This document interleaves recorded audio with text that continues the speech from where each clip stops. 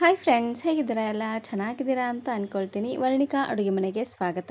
ಇವತ್ತಿನ ವಿಡಿಯೋದಲ್ಲಿ ಬೇಯಿಸಿರುವಂತಹ ಆಲೂಗಡ್ಡೆ ಹಾಗೆಯೇ ಸ್ವಲ್ಪ ಲಿಂಬೆಹಣ್ಣಿನ ರಸ ಇದ್ದರೆ ಸಾಕು, ಸಖತ್ ಟೇಸ್ಟಿಯಾಗಿರುವಂತಹ ಒಂದು ಈವ್ನಿಂಗ್ ಸ್ನ್ಯಾಕ್ಸನ್ನು ನೀವಿಲ್ಲಿ ಮಾಡ್ಕೋಬೋದು.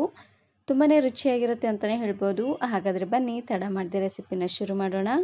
ವಿಡಿಯೋ ನೋಡೋದಕ್ಕೂ ಮೊದಲು ನೀವಿನ್ನು ನನ್ನ ಚಾನಲನ್ನು ಸಬ್ಸ್ಕ್ರೈಬ್ ಮಾಡದೆ ನೋಡ್ತಾ ಇದ್ದರೆ ಪ್ಲೀಸ್ ಸಬ್ಸ್ಕ್ರೈಬ್ ಮಾಡ್ಕೊಳ್ಳಿ. ಹಾಗೆಯೇ ಪಕ್ಕದಲ್ಲಿ ಬರುವಂತಹ ಬೆಲ್ ಐಕನನ್ನು ಕ್ಲಿಕ್ ಮಾಡಿ. ಇದನ್ನು ಮಾಡಲಿಕ್ಕೆ ಮೊದಲು ನಾನಿಲ್ಲಿ ಬೇಯಿಸಿರುವಂತಹ ಮೀಡಿಯಮ್ ಸೈಜಿನ 2 ಆಲೂಗಡ್ಡೆನ ತಗೊಂಡಿದ್ದೀನಿ. ಆಲೂಗಡ್ಡೆನ ಚೆನ್ನಾಗಿ ಕುದಿಸಿ ಅದ್ರ ಮೇಲ್ಗಡೆ ಸಿಪ್ಪೆನ ತೆಗೆದು ತಗೊಂಡಿದ್ದೀನಿ. ಕುಕ್ಕರಿಗೆ ಹಾಕಿ 2 ರಿಂದ 3 ವಿಸಿಲ್ ಕೂಗಿಸಿದ್ರೆ ಆಯಿತು. ಆಲೂಗಡ್ಡೆ ತುಂಬಾ ಸಾಫ್ಟಾಗಿ ಚೆನ್ನಾಗಿ ಬೇಯುತ್ತೆ. ಇವಾಗ ನಾನಿಲ್ಲಿ ಆಲೂಗಡ್ಡೆ ಸಿಪ್ಪೆನ ತೆಗೆದು ಈ ರೀತಿಯಾಗಿ ನೀಟಾಗಿ ಸ್ಮ್ಯಾಶ್ ಮಾಡ್ಕೊಳ್ತಾ ಇದ್ದೀನಿ. ಆದಷ್ಟು ಪೂರ್ತಿ ನುಣ್ಣದಾಗೆ ಇದನ್ನು ಸ್ಮ್ಯಾಶ್ ಮಾಡ್ಕೊಳ್ಬೇಕು. ನಾನು ಬೇಯಿಸಿರುವಂತಹ ಆಲೂಗಡ್ಡೆನ ಬಳಸಿ ಇದೇ ರೀತಿ ಬಹಳಷ್ಟು ವೆರೈಟಿ ಆಗಿರುವಂತಹ ರೆಸಿಪೀಸ್ನ ಅಪ್ಲೋಡ್ ಮಾಡಿದ್ದೀನಿ.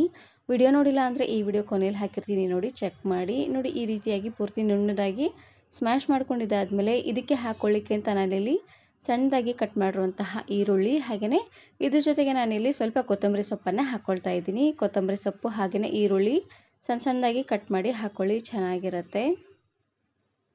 ನಿಮಗೆ ಬೇಕು ಅಂದರೆ ಇದಕ್ಕೆ ಯಾವುದಾದ್ರೂ ಬೇಯಿಸಿರುವಂತಹ ಕಾಳಿದ್ರೆ ಅದನ್ನು ಸಹ ಹಾಕ್ಕೊಳ್ಬೋದು, ಅದು ಕೂಡ ತುಂಬಾ ಚೆನ್ನಾಗಿರುತ್ತೆ.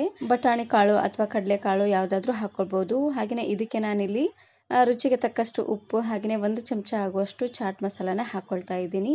ಲಾಸ್ಟಲ್ಲಿ ಸಣ್ಣ ಚಮಚದಲ್ಲಿ 1 ಚಮಚ ಆಗುವಷ್ಟು ಅಚ್ಕಾರದ ಪುಡಿನ ಹಾಕ್ಕೊಂಡು ಎಲ್ಲವನ್ನು ಚೆನ್ನಾಗಿ ರೀತಿಯಾಗಿ ಮಿಕ್ಸ್ ಮಾಡ್ಕೊಂಡು ತಗೊಳ್ಬೇಕು. ನಿಮಗೆ ಖಾರಕ್ಕೆ ಎಷ್ಟು ಖಾರ ಬೇಕೋ ಅಷ್ಟು ಖಾರನ ನೀವು ಇಲ್ಲಿ ಹಾಕ್ಕೊಳ್ಬೋದು. ಅಚ್ಕಾರದ ಪುಡಿನಾದರೂ ಹಾಕ್ಕೊಳ್ಳಿ, ಇಲ್ಲಾಂದರೆ ಹಸಿರು ಮೆಣಸಿನಕಾಯಿ ಚಟ್ನಿ ಇದ್ದರೆ ಅದನ್ನಾದರೂ ನೀವು ಇಲ್ಲಿ ಹಾಕ್ಕೊಳ್ಬೋದು. ನೋಡಿ ಎಲ್ಲವನ್ನು ಹಾಕ್ಕೊಂಡು ಚೆನ್ನಾಗಿ ರೀತಿಯಾಗಿ ಮಿಕ್ಸ್ ಮಾಡ್ಕೊಂಡು ತಗೊಳ್ಳಿ. ಮೇನಾಗಿ ಆಲೂಗಡ್ಡೆ ಪೂರ್ತಿ ನುಣ್ಣದಾಗಿ ಬೇಯಿಸ್ಕೊಂಡು ಚೆನ್ನಾಗಿ ರೀತಿಯಾಗಿ ಸ್ಮ್ಯಾಶ್ ಮಾಡ್ಕೊಂಡು ತಗೊಳ್ಳಿ. ನೋಡಿ ಈ ರೀತಿಯಾಗಿ ಚೆನ್ನಾಗಿ ಇದನ್ನು ಮಿಕ್ಸ್ ಮಾಡ್ಕೊಂಡಿದ್ದಾದಮೇಲೆ ಲಾಸ್ಟಲ್ಲಿ ಇದಕ್ಕೆ ನಾನಿಲ್ಲಿ ಪೂರ್ತಿ ಅರ್ಧ ಹೋಳಾಗುವಷ್ಟು ಲಿಂಬೆಹಣ್ಣಿನ ರಸನ ಹಾಕ್ಕೊಳ್ತಾ ಇದ್ದೀನಿ. ಲಿಂಬೆಹಣ್ಣಿನ ರಸನ ಹಾಕ್ಕೊಳ್ಳಿ, ರುಚಿ ಅಂತೂ ತುಂಬಾ ಚೆನ್ನಾಗಿ ಬರುತ್ತೆ ಅಂತಲೇ ಹೇಳ್ಬೋದು. ನೋಡಿ ಲಿಂಬೆಹಣ್ಣಿನ ರಸನ ಹಾಕ್ಕೊಂಡು ಮತ್ತೆ ಈ ರೀತಿಯಾಗಿ ಚೆನ್ನಾಗಿ ಇದನ್ನು ಮಿಕ್ಸ್ ಮಾಡ್ಕೊಳ್ತಾ ಇದ್ದೀನಿ. ಇವಾಗ ನಾನಿಲ್ಲಿ ಪಾನಿಪುರಿಯಲ್ಲಿ ಬರುವಂತಹ ಪೂರಿನ ತಗೊಂಡು ಈ ರೀತಿಯಾಗಿ ಕಟ್ ಮಾಡ್ಕೊಳ್ತಾ ಇದ್ದೀನಿ. ಕೈಯಿಂದ ಈ ರೀತಿಯಾಗಿ ಪ್ರೆಸ್ ಮಾಡಿದ್ರೆ ಆಯಿತು. ಇದೇ ರೀತಿಯಾಗಿ ಎಲ್ಲವನ್ನು ಒಡ್ಕೊಂಡು ತಗೊಳ್ಳಿ.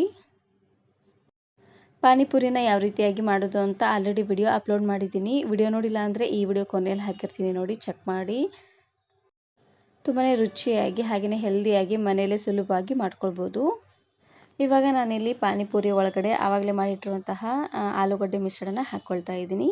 ಆಲೂಗಡ್ಡೆ ಮಿಶ್ರಣ ಸ್ವಲ್ಪ ಜಾಸ್ತಿ ಅನ್ನೋಂಗೆ ಹಾಕ್ಕೊಳ್ಬೇಕು, ಅದೇ ಟೇಸ್ಟ್ ಕೊಡೋದು. ನೋಡಿ ಈ ರೀತಿಯಾಗಿ ಸ್ವಲ್ಪ ಜಾಸ್ತಿ ಅನ್ನೋಂಗೆ ತುಂಬ್ಕೊಂಡು ತಗೊಳ್ಳಿ. ಇವಾಗಂತೂ ಮಕ್ಕಳ ರಜೆ ಬಿಟ್ಟಾಗಿದೆ, ಮನೆಯಲ್ಲೇ ಇರ್ತಾರೆ. ಅವಾಗವಾಗ ಏನಾದರೂ ತಿನ್ಲಿಕ್ಕೆ ಕೊಡಮ್ಮ ಅಂತ ಕೇಳಿದಾಗ ಈ ರೆಸಿಪಿನ ಮಾಡಿಕೊಡಿ, ತುಂಬಾ ಇಷ್ಟಪಟ್ಟು ತಿಂತಾರೆ ಅಂತಲೇ ಹೇಳ್ಬೋದು. ಆಲೂಗಡ್ಡೆ ಬೇಯಿಸೋದಕ್ಕೆ ಸ್ವಲ್ಪ ಟೈಮ್ ತೊಗೊಳುತ್ತೆ, ಅದು ಬಿಟ್ಟರೆ ಈ ರೆಸಿಪಿ ಮಾಡಲಿಕ್ಕೆ ಒಂದು 2 ರಿಂದ 3 ನಿಮಿಷ ಇದ್ದರೆ ಸಾಕು, ಬೇಗನೆ ಆಗೋಗ್ಬಿಡುತ್ತೆ ಅಂತಲೇ ಹೇಳ್ಬೋದು. ನೋಡಿ ಈ ರೀತಿಯಾಗಿ ಎಲ್ಲ ಆಲೂಗಡ್ಡೆನೂ ಚೆನ್ನಾಗಿ ತುಂಬ್ಕೊಂಡಿದ್ದಾದಮೇಲೆ ಇದ್ರ ಮೇಲ್ಗಡೆ ನಾನಿಲ್ಲಿ ಅಚ್ಕಾರದ ಪುಡಿನ ಉದುರಿಸ್ಕೊಳ್ತಾ ಇದ್ದೀನಿ. ಮೊದಲೇ ನಾವು ಅಚ್ಕಾರದ ಪುಡಿನ ಹಾಕ್ಕೊಂಡಿದ್ದೀವಿ, ಹಾಗಾಗಿ ನಾನಿಲ್ಲಿ ಸ್ವಲ್ಪ ಅನ್ನೋಂಗೆ ಉದುರಿಸ್ಕೊಳ್ತಾ ಇದ್ದೀನಿ. ಹಾಗೆಯೇ ಇದ್ರ ಜೊತೆಗೆ ಸ್ವಲ್ಪ ಚಾಟ್ ಮಸಾಲಾನ ಉದುರಿಸ್ಕೊಳ್ತಾ ಇದ್ದೀನಿ. ಚಾಟ್ ಮಸಾಲನೂ ಸಹ ಸ್ವಲ್ಪ ಅನ್ನೋಂಗೆ ಉದುರಿಸ್ಕೊಂಡು ಸ್ವಲ್ಪ ಕೊತ್ತಂಬರಿ ಸೊಪ್ಪನ್ನು ಹಾಕ್ಕೊಳ್ತಾ ಇದ್ದೀನಿ. ಒಂದು ಸಾರ್ತಿ ಈ ರೆಸಿಪಿನ ಮಾಡಿ, ಸಖತ್ ಟೇಸ್ಟಿಯಾಗಿರುತ್ತೆ ಅಂತಲೇ ಹೇಳ್ಬೋದು. ನಿಮಗೆ ಬೇಕು ಅಂದರೆ ಇದ್ರ ಮೇಲ್ಗಡೆ ಸ್ವಲ್ಪ ಸಾಸನ್ನು ಸಹ ಹಾಕ್ಕೊಳ್ಬೋದು, ಟೊಮೆಟೊ ಸಾಸನ್ನು. ಪೂರಿ ಅಂತೂ ಹೊರಗಡೆ ಸಿಕ್ಕೇ ಸಿಗುತ್ತೆ. ಪೂರಿನ ತಂದು ಪೂರಿನ ಕರೆದು ಈ ರೀತಿಯಾಗಿ ಮಾಡ್ಕೊಳ್ಳಿ, ತುಂಬಾ ಟೇಸ್ಟಿಯಾಗಿರುತ್ತೆ ತಿನ್ನಲಿಕ್ಕೆ.